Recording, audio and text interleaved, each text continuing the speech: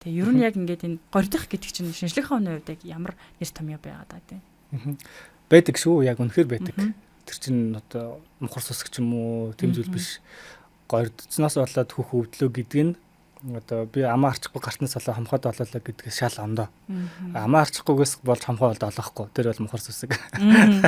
Харин гордцноос болж бол хөх яалтчгүй зангирч өвддөг. Үүнийг бол олон улстай breast engorgement гэж нэрлэдэг. Хөхний сүүний зангирал гэсэн үг.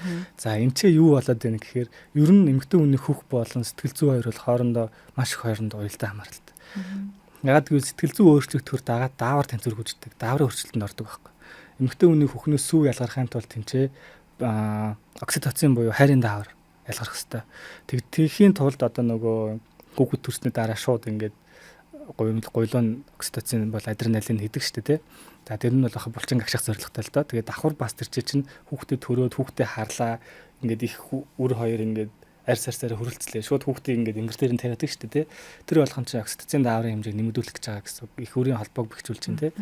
Тэр хайрын даавар байж ич. Дээрэс нь пролактин даавар ялгарч ич finally хөхний сүүнээс ингээд хөхнөөс сүү ялгараад дээрэс нь окситоцин гэдэг дааврын нөлөөгөөр одоо хөхний булчирхай байгаа. Булчирхайн дотор юм суугууд байгаа. Булчирхаанд үүссэн сүү сувгаар дамжиж одоо ингээд нэг үгээр бол юм сантехник шиг ч юм уу те сувгаар дамжиж хөхний толгоон дээр цуглараад ингээд гарч гадагшилж байгаа хэвээр. Окситоцин дааврын нөлөөгөөр тэр сувгийн булчингууд ингээд агших хөдөл байдаг. Ер нь бидний венийн судас ч гэсэн адилхан шүү дээ. Тэр булчин агшиж цусыг ингээд сайн памплж цаашаа явуулдаг. Яг тэрнтэй адилхан тэр сувгийн булчингууд агшиж сүг гадагш нь ингэж одоо нэг юусанд бол түрж гаргах хөдөлгөөн гэсэн. Тэгж сүү сайн наашаа ялгарч авах хэрэгтэй. За гэтэл гордох буюу гордно гэдэг чинь өөрөө амар тийм навшийн мэдрэмжтэй тий. Гомдох гэсэн үг шүү. Гомдох гэсэн үг баг нэг юмсэл сэтгэл дондуур болох ч юм уу тий. Энэ бол биднэрт стресс олж мэдрэгддэг гэсэн үг.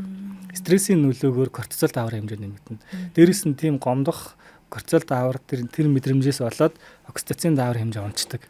Энэ окситоцин дааврын буюу тэр хайрын даавар унснаас болоод энэ дааврын чинь гол нөлөөний үлээ сувгийн булчин агших нь тий тэр нөлөө байхгүй болчихно. Тэгэхээр хөхний сүүний ялгаралт гадагшлалт багасчдаг байхгүй. Тэгээд хөхний сүүний ялгаралт багасчдаг. Гэтэл наан сүүг нь үйлдвэрлэл байгаа шүү тий. Энэ дотор ингээд хүн гаргахгүй хүн оруулж ирээд л яг энэ өрөө чинь бүр багтгаа байлаад бүр гачи юм болно шүү дээ. Яг л тийм зүйл хөхн дотор чинь болж байгаа гэсэн үг. Үүнийг бол хөх зангирал гэж нэр breast engorgement. Тэгээд үүнийг бид нар горчлоо гэж хэлдэг. Ингээд хөх зангираад өвдөд байгаа ялт хүүрт мэдэгдэж байгаа байхгүй.